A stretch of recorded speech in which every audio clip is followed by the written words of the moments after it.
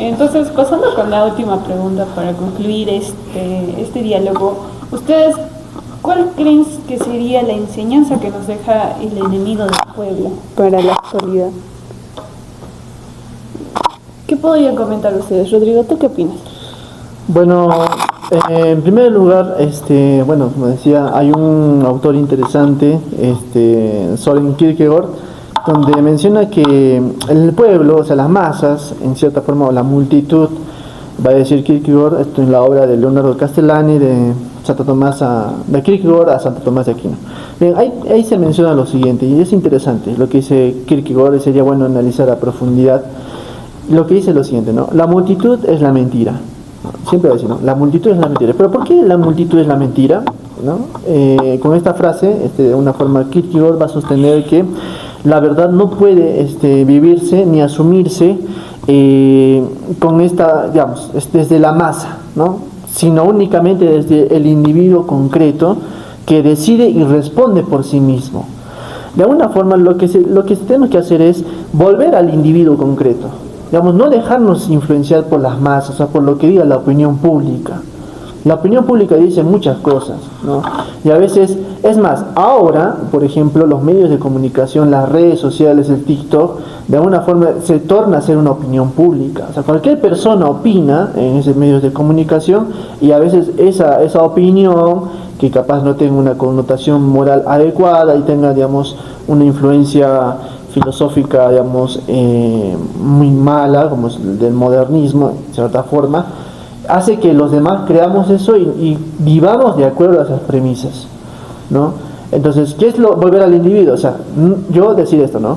Si veo que la gente sigue ciertos valores, ciertos criterios, analizar, a ver, estos criterios que dice la gente, la multitud, ¿son verdaderos, son correctos? Pero ¿cómo lo analizo yo? De acuerdo, volviendo hacia mí mismo, volviendo a la reflexión, volviendo a la reflexión. La reflexión es muy importante porque es volver a pensar sobre uno mismo, ¿no? Sobre los criterios de verdad, los principios que en realidad no nacen de nuestra conciencia, no lo creamos nosotros la moral, ¿no? La moral ya está estipulada, ya está en nuestra naturaleza. Lo que simplemente nosotros tenemos que hacer es obedecer esas normas morales. Esas normas morales, para la teología, digamos, fue dado por Dios a los hombres, y los hombres, para, digamos, obrar el bien, siempre el bien, deben dejarse guiar por esas normas morales. La premisa superior sería, en este caso, hacer el bien y evitar el mal. Esa es la premisa superior de la regla moral. Ahora, ¿qué normas tengo que dejarme guiar? En este caso serían los mandamientos, ¿no? O sea, yo de alguna forma, ponerme a pensar, digamos, por los mandamientos son principios, ¿qué son? Digamos, son reglas que son impuestas, donde las cuales no me deja libertad, digamos, no. O sea, los mandamientos de alguna forma ordenan al hombre hacia el bien en sí, ¿no?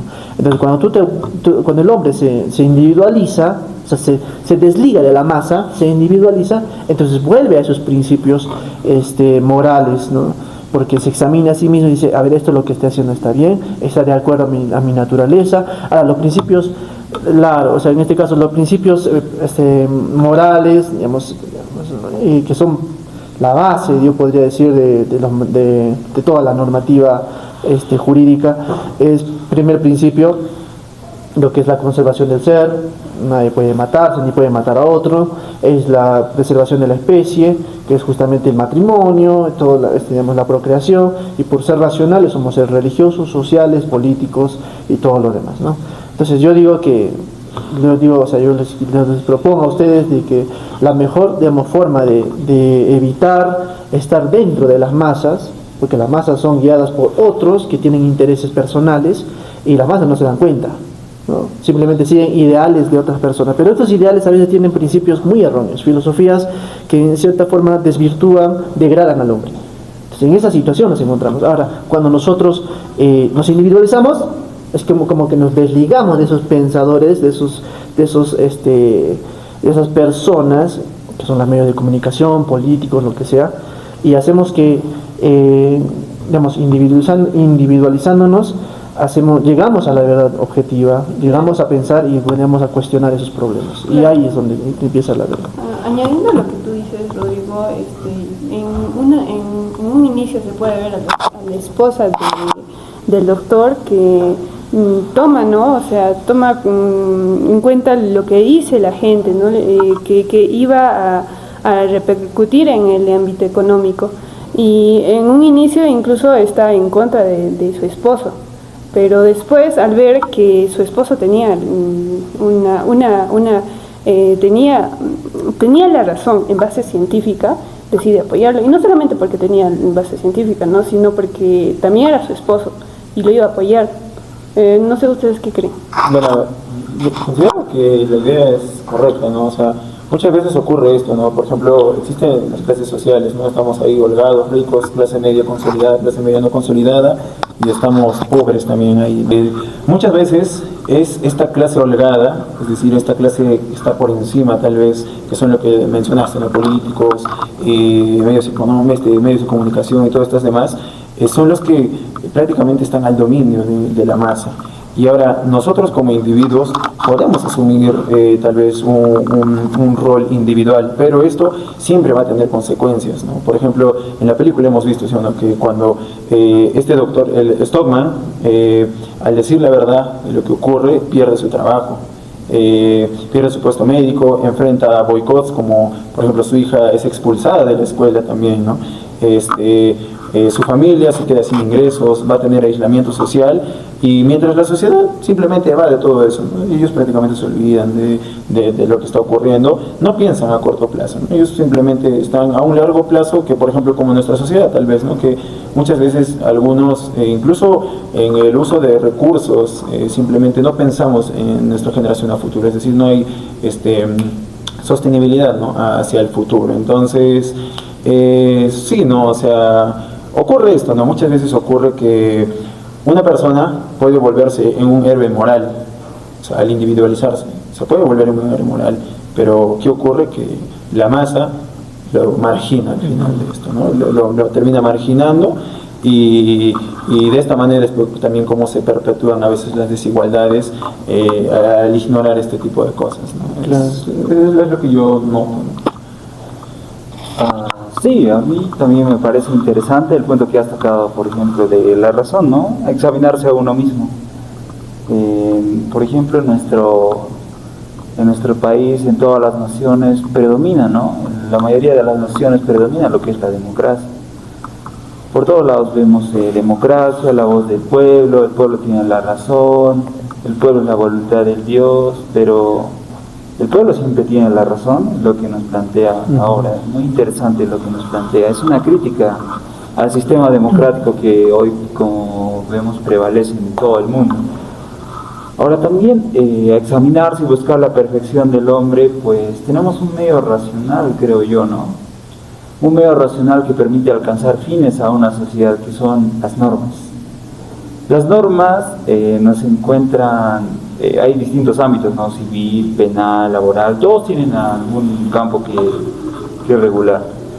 En el lado penal, pues lo que evitamos es que las personas lastimen a otras, se cometan pecados, ¿no? Eso lo podemos ver desde el lado del punto de los mandamientos. O sea, lo que nosotros buscamos con la norma es regular el comportamiento de la sociedad para nosotros poder convivir, ¿no? ¿Qué sería si no tuviéramos normas? Ninguna persona podría salir tranquila a las calles, ¿no? Y tener la seguridad de que podría regresar con su familia. Viviríamos llenos de injusticias sin tener las normas. Es como dicen, una armadura, ¿no?, que nos blinda de cualquier amenaza que nos dé el otro. Las normas, como les he dicho, persiguen fines, ¿no? El legislador al elaborar normas, pues busca que la sociedad persiga unos determinados fines y se logre lo mejor para la sociedad. También el legislador es elegido por quien es el pueblo es quien lo pone en ese cargo. El pueblo es quien pone a los políticos, el pueblo es quien pone a la clase dirigente. Y ahí también estaba, ¿no?, el alcalde es un elegido del pueblo, producto de la democracia, producto de la voluntad de todos. Todos se sobreentiende que han elegido al alcalde para poder gobernar esa región en la que se ambienta toda la obra. El alcalde busca perseguir los fines de la sociedad, sus intereses principalmente, y siempre lo logra de forma efectiva, porque ¿qué es lo que primero ocurre en el periódico? En el periódico lo aceptan, ¿no? Es una noticia espectacular, al comienzo lo ponen. Te vamos a apoyar, te vamos a ayudar, pero llega el alcalde y ¿qué es lo que les pone? Sus intereses, ¿no? Sus intereses están en juego. Mira, si tú publicas esta noticia, ¿qué es lo que va a suceder? Vas a reducir tus ingresos, y le preocupa, ¿no? Eso también lo que nos hace seres humanos, tenemos intereses que nos afectan. O sea, si me afecta a mí, pues obviamente me voy a preocupar, voy a tener una participación activa. Entonces, con todo ello, pues se logra que lo que antes parecía una noticia que podía cambiar la comunidad para bien, porque se iban a arreglar las infraestructuras por la presión social, pues termina tapándose, ¿no? Todo el mundo empieza a tapar, todo el mundo pone a poner su tapadera para poder preservar sus intereses que chocan también con derechos de una persona, ¿no? La única persona que tiene la voluntad de ponerse en contra de toda la mayoría, que es el doctor Stockman. El doctor Stockman tiene la libertad, el derecho de tener la libertad de expresión, ¿no? De paso está brindando información veraz, con pruebas, pero la gente se lo pone, toda la gente le priva ese derecho. Tú, por el hecho de estar perjudicando a la comunidad con tu información, con tu noticia, pues te vamos a privar de tu derecho de la libertad, a la libertad de expresión, precisamente. Claro. Entonces es algo para analizar, ¿no? Una crítica muy, muy importante. Sí, ¿no? O sea, aquí creo que se ve un poco más el ámbito económico, ¿no? Estamos hablando un poquito más del ámbito económico. Es cierto, por ejemplo, que dentro de la economía, el corazón de la economía es el mercado. Entonces aquí también, de algún modo, el alcalde, junto al periodista, ¿no? A Slaxin, los interpretadores de esta obra, ¿no? Nos muestran también un poco, ¿no? Esto de cómo es que la sociedad se maneja, ¿no? Ellos incluso están, o sea, todo esto de esta obra se basa en eso, ¿no? Hacia el tema económico y político principalmente, ¿no? Y también un poco el ámbito social y todo lo demás, pero de algún modo nuestra sociedad también siempre se ha manejado de esa forma, ¿no? O sea, como lo reitero, la economía, el corazón de la economía es el mercado. Entonces, si no hay mercado, no hay progreso en nuestra sociedad. Entonces el alcalde también ahí está viendo intereses que podrían llegar a ser buenos, pero también no está considerando el daño sanitario que va a generar a un largo plazo, ¿no? Por ejemplo, esto se podría, o sea, podríamos ejemplificarlo de una manera fácil, ¿no? Cuando, por ejemplo, un niño dice, el puente está roto, se va a caer, dice un niñito, y la gente le dice, no, ¿qué estás hablando? ¿No? Estás asustando a la gente ya no quiere pasar por el puente, ¿no? Y lo castigan al niño, una persona que habla, pero tiempo después el puente cae y hay varios fallecidos, ¿no? Y entonces recién es donde tal vez la gente empieza a valorar, ¿no? Lo que a veces un solo individuo saca a la luz, ¿no? Que eso ya no es valorado tanto en nuestra actualidad, ¿no? Claro, y eso es lo que mencionas de que, digamos, eso de decir que la voz del pueblo, o sea, la voz del pueblo es la voz de la razón. Es más, anteriormente a eso, no sé si es antes, ya se mencionaba una frase ya, Vox Populi, Vox Dei, decían, ¿no? Vox Populi, Vox Dei. ¿Qué quiere decir esto? O sea, la voz del pueblo es la voz de Dios. Es como que si dice algo el pueblo, o la multitud, o las masas, digamos, se tiene que obedecer sí o sí. Y esto es un problema grave, porque, por ejemplo, si el pueblo dice que la eutanasia o el aborto es bueno, entonces se torna bien para todos, como una fuente moral, ¿no? O sea, ya no, digamos, si dicen, no, bueno, todos abortan, todos cometen la eutanasia, por lo tanto ese acto es bueno. Entonces eso pues un deficiente social, ¿no? O sea, puede generar muchas muertes en sí, ¿no? Y se está cambiando la moral, se dan cuenta. O sea, es como que el pueblo está asumiendo la razón, la moral de todas las cosas, y los individuos que estén en contra tienen que sujetarse a lo que dice el pueblo. Y es justamente lo que pasa con la eutanasia. Bueno, sería bueno hablar de ese punto, pero si se dan cuenta que, digamos, si todos lo practican, todos lo hacen, es más, hasta acá puede pasar esto, ¿no? Alguien, digamos, no ingresa bien a la facultad, o comete ciertas infracciones, o maltrata, digamos, no sé, el ascensor. Entonces, como él lo hace, otros lo hacen, yo también lo voy a hacer, ¿no? Pero ahí, antes de que hagamos eso, siempre viene a nuestra conciencia diciendo, a ver, esto es lo que te hacen, está bien, creo que está mal, pero como todos lo hacen, es como que el pueblo te fuerza a hacer esto, ¿no? Te fuerza a obrar de esa forma. Bueno, depende de cada uno, pero lo bueno es que hay que individualizarnos, ¿no? No hay que ser parte de esa masa que, como dice acá el autor en esta obra de teatro, que es una masa amorfa, sino que no tiene forma. Y cuando le demos forma, entonces recién va a ser pueblo.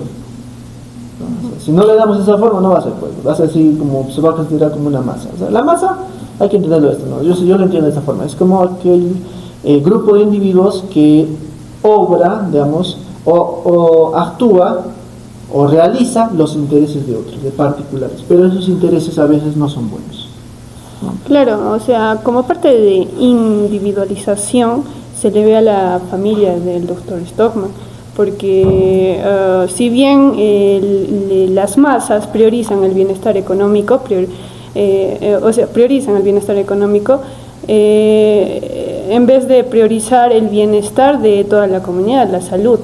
Y en contra de esto, de estas masas, iría la familia de Stockman, asumiendo los valores, ¿no? Más que todo la hija, la madre y sus hijos, al ser rechazados por la sociedad, saben que su padre está realizando lo correcto, en vez de seguir a las masas. Entonces se le podría representar más que todo como ese apartado de individualización que hay, ¿no? Que tú mencionas. Las minorías, ¿no? Claro, la minoría. Claro, si te das cuenta son minorías, pero no las minorías de ahora, ¿no? Las minorías de ahora son esas de LGTB, o sea, no de ese tipo de minorías, sino se refiere a minorías que buscan la verdad, que buscan el bien, que buscan el orden, ¿sí? Entonces, ese tipo de personas como el médico Stockman, eso es lo que se quiere, ¿no? Y se dan cuenta que Stockman arrastra a su familia, como dice Bianca, como una minoría, ¿no? Bueno, porque su padre, creo, en un momento a sus hijos le dice, yo quiero que ustedes sean como yo, ¿no? O sea, sigan estos ideales, sigan estos principios, ¿no? Y yo pienso que eso es lo que teníamos que construir ahora como estudiantes de la universidad, ¿no? Construir principios morales basados en la recta razón, ¿no? Basados en el ser, o sea, basados en la verdad, y no basados en opiniones, no basados capaz hasta en autores, ¿eh? O sea, hasta los autores a veces vendemos cualquier libro y a veces mira, hay jóvenes que se dejan influenciar por, digamos, no sé, por autores marxistas, por autores que siguen líneas del comunismo y que al final, digamos, destruyen la sociedad, pero ellos se dejan influenciar porque leyeron ese libro, no es que tuvieron criterio, digamos, este autor realmente se ajusta a la realidad, se ajusta a la verdad. El marxismo nunca se ajustó a la realidad, simplemente fue una utopía, funcionaba en el ámbito ideal nomás, ¿no? Pero cuando se aplicó en la realidad no funcionaba, por lo tanto ese sistema de pensamiento en cierta forma contradijo la verdad, porque la verdad es, como dice Aristóteles, ¿no? La adecuatio rei intellectus, o sea, la adecuación de mi inteligencia a la realidad, no a lo contrario, no la adecuación de la realidad a mi inteligencia, ¿no? Eso es propiamente la filosofía moderna, sino la filosofía correcta sería adecuar mi inteligencia a la realidad. ¿Qué es lo que realmente presencio en la realidad? ¿Qué es lo que realmente tengo en la conciencia? ¿Cuáles son esos principios inmutables que no cambian, que son justamente, por ejemplo, las normas morales principales, son los mandamientos, ¿no? Hay que regirnos de acuerdo a eso para ordenar nuestra conducta. No sé ustedes qué opinan al respecto, o sea, ¿cómo nosotros podemos cambiar? ¿Volver a nosotros mismos, reflexionar sobre nosotros mismos, volver a la recta razón, o qué? ¿O qué hacemos? O leemos lo que sea y de esa forma nos dejamos influenciar por autores que a veces no conocemos, ¿no? Y además podemos hasta preguntarnos qué autores son realmente buenos, ¿no? Y empezar por los clásicos, yo diría. Ya, aquí, por ejemplo, estamos hablando aquí incluso sobre falsos profetas, tal vez, ¿no? Entonces, me interesa bastante también, ¿no? Porque justo tú mencionabas al doctor, ¿no? Y el doctor, incluso en esta misma obra, menciona en una parte, ¿no? Así lo citamos, lo que dice el doctor, que dice que solo los valientes cambian las cosas malas, y no la multitud cobarde, ¿no? Eso es lo que menciona el doctor dentro de la obra. Entonces, aquí, dentro de esto nosotros podemos deducir, ¿no? Que yéndonos un poco tal vez a la pregunta, creo que nos hemos desviado todos de la pregunta, que la enseñanza principal para la sociedad actual, ahora actual que estamos viviendo ya todos, ¿no? es que el poder económico y mediático manipula muchas veces la voz del pueblo, ¿no? Eso es lo que mencionan. Nosotros muchas veces también seguimos a falsos profetas, ¿no? Y no regresamos a lo que tú estás mencionando ahorita, ¿no? Entonces, ¿y esto por qué lo hacen? Este poder económico, esta mediática, lo hacen para silenciar, ¿no? Verdades que muchas veces son incómodas y que estas minorías salen, ¿no? a decir esas verdades éticas y defienden eso, ¿no? Pero, bueno, en el caso Perú, por ejemplo, la corrupción muchas veces oculta estas situaciones, ¿no? Entonces, en el Perú esto aplica bastante, ¿no? Por ejemplo, esto en contextos como podría ser el ámbito minero, contaminación, empleo, y en educación incluso, ¿no? La minoría libre está, podríamos decirlo ahí, ¿no? Metida dentro de la masa, por más que tal vez hayan personas que salgan a la luz, ¿no? Pero estamos ahí, ¿no? Prácticamente inmersos y ocultos dentro de esta gran masa nosotros, ¿no? Yo quisiera pasar a mencionar, por ejemplo, derechos muy implicados, ¿no? A lo que es la salud, la expresión. Se habla, por ejemplo, de ponderar este tipo de derechos. Tenemos derechos tan importantes y fundamentales que se encuentran en muchas constituciones, ¿no? Constituciones, cartas magnas de muchos países, que son, por ejemplo, lo que incluye el derecho a la salud, derecho a la libertad de expresión, y luego tenemos los derechos fundamentales, ¿no? De las personas, que son principalmente intereses, ¿no? Mencionaban el mercado, en el ámbito jurídico, pues, ¿qué es lo que defienden los derechos? Pues los intereses, ¿no? del mercado para que éste pueda funcionar correctamente. Como volvía al punto de la ponderación, pues tenemos muchos derechos en juego, ¿no? Derecho a la salud, derecho a la libertad de expresión, y deberíamos ponderar cuál pesa más, ¿no? Es un derecho importante que las personas puedan tener sustento económico, ¿no? Se ve en muchos ámbitos. En el ámbito, por ejemplo, civil, de alimentos, pues, ¿qué es lo que vemos? Le vemos la capacidad económica que tiene el padre, ¿no? Para brindarle alimentos a sus hijos. Entonces, también en laboral vemos que es muy importante que se dé la remuneración a los trabajadores, estos tengan un adecuado trato. Es muy importante la economía. El derecho lo entiende y lo tutela, lo protege. En ese punto, pues, es muy importante proteger ese derecho, ¿no? Al sustento que tienen las personas. Pero a ese peso que tiene el derecho de que todas estas personas, pues, puedan tener un sustento, tengan estabilidad, se opone el otro derecho a la salud. Qué importante es el derecho a la salud, ¿no? Pasándome un poco a emotivo, pues, ¿qué haríamos nosotros sin salud, no? No podríamos hacer nada, pasaríamos sufriendo. Y lo que se está afectando con los balnearios es que a muchos turistas, pues, se les afecte su salud, ¿no? A largo plazo. Y también tenemos otro derecho que se ha puesto en juego, que es la libertad de expresión del doctor Stockman, ¿no? Por la multitud. Todos le están vulnerando ese derecho al no permitirle hablar, no permitir expresar su interesante y su muy llamativa noticia, ¿no? Muy llamativa noticia. Entonces, lo que podríamos ver es ponderar, ¿no? ¿Qué es lo que pesa más? Por ejemplo, yo en mi propia perspectiva, pues obviamente no podemos valorizar la salud, ¿no? La salud, la integridad de una persona es invaluable. Las personas, todos debemos tener derecho a la salud, todos debemos tener derecho a la integridad. Eso se encuentra en nuestros derechos humanos fundamentales. Nadie nos puede privar. Son imprescriptibles, inalienables, son prácticamente fundamentales por el simple hecho de ser seres humanos. Bien. Eso es lo que yo podría... Antes quiero concluir esto. Mencionabas tú sobre lo que son los corruptos, ¿no? O sea, pues se ve mucho, se critica a los corruptos, que hay corrupción en el Estado. De modo fáctico, creo que sí hay corrupción, ¿no? Sí hay corrupción en el Estado. Pero si te das cuenta, el hecho de criticar solamente, seguimos alejándonos de la individualización, seguimos siendo masa. Porque lo que se hace es ver simplemente la corrupción, no, estos son corruptos, los políticos son corruptos, pero te has puesto a preguntar, o sea, la individualización sí requiere esto, ¿no? A ver, te has puesto a preguntar a ti mismo, ¿yo soy corrupto o no soy corrupto? O sea, la gente, por ejemplo, en los mercados o cualquier persona, nunca, o sea, se han cuestionado, yo como persona, como individuo, ¿soy corrupto?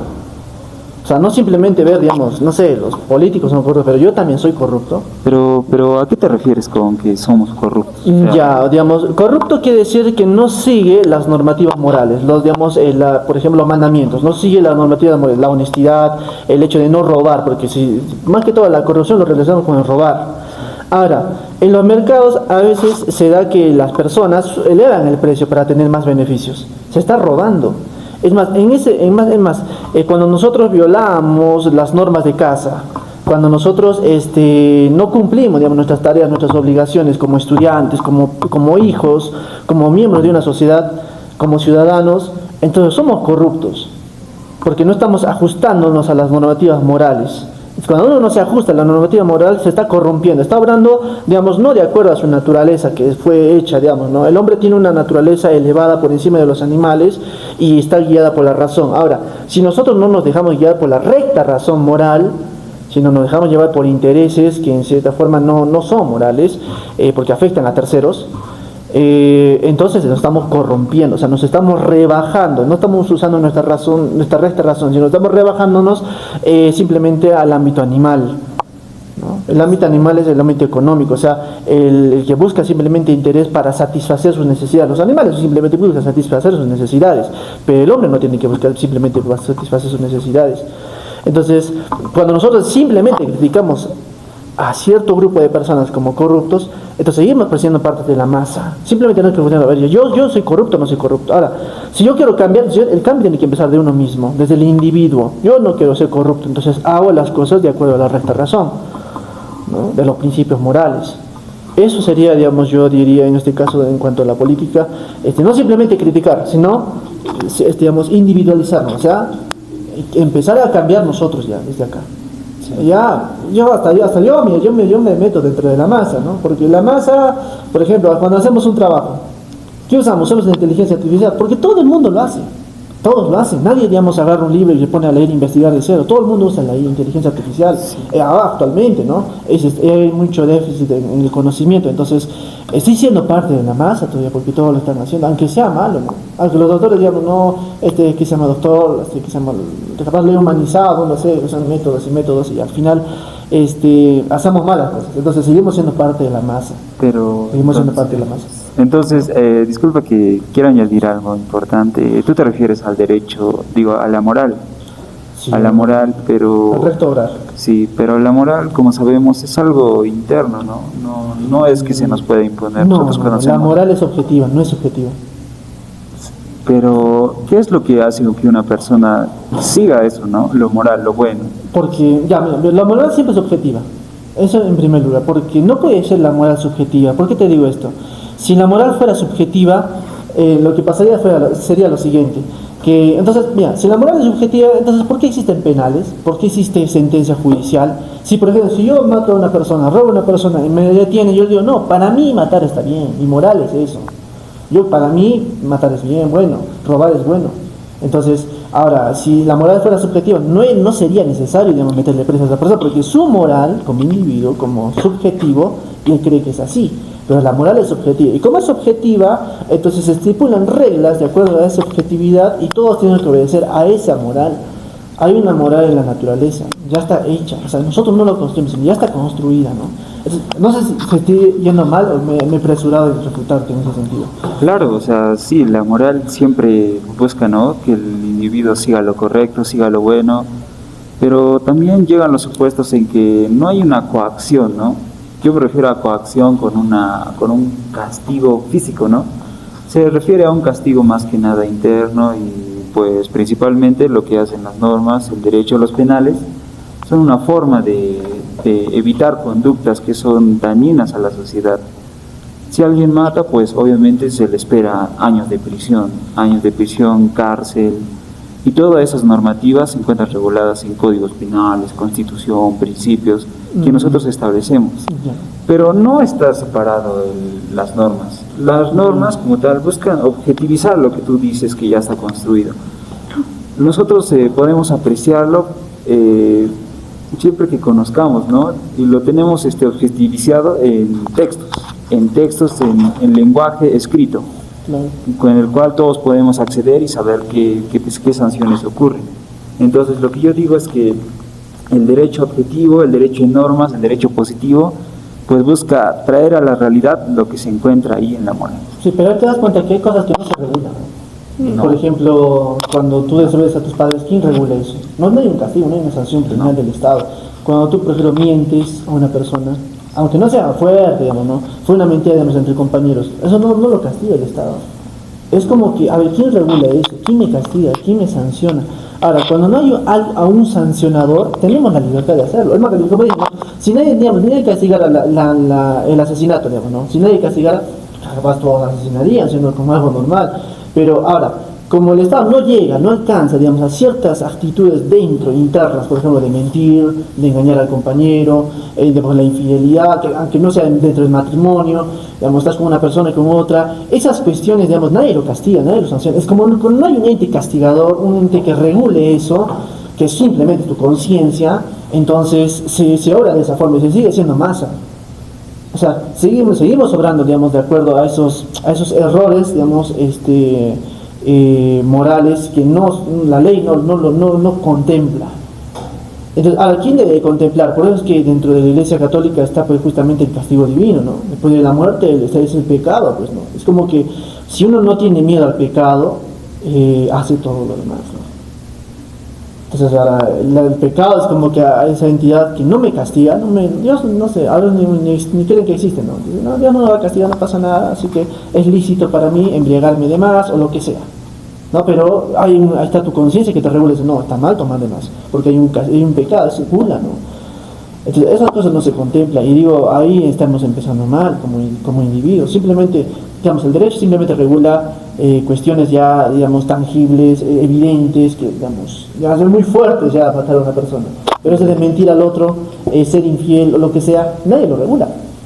Sí, no, antes de concluir ya para despedirnos, justo englobando tal vez todo lo que estábamos mencionando en los últimos momentos de este conversatorio, de este coloquio, ¿no?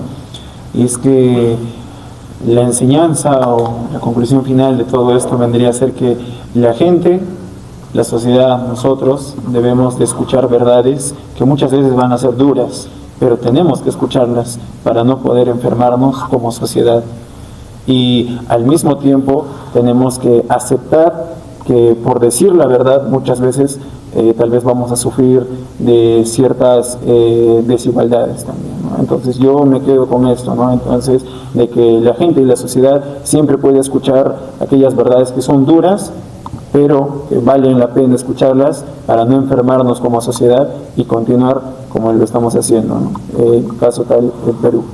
Bueno, yo como conclusión también, cortito nomás, volver a ser individuos, nada más. Volver a ser individuos y dejarnos llevar por la recta razón y no influenciarnos por las masas, por las redes sociales que al final siempre nos conducen a errores, ¿no? Y simplemente dejarnos guiar por criterios racionales, por criterios morales, digamos, de los mandamientos como principal. Y bueno, nada más, ser individuos, no nos pasa.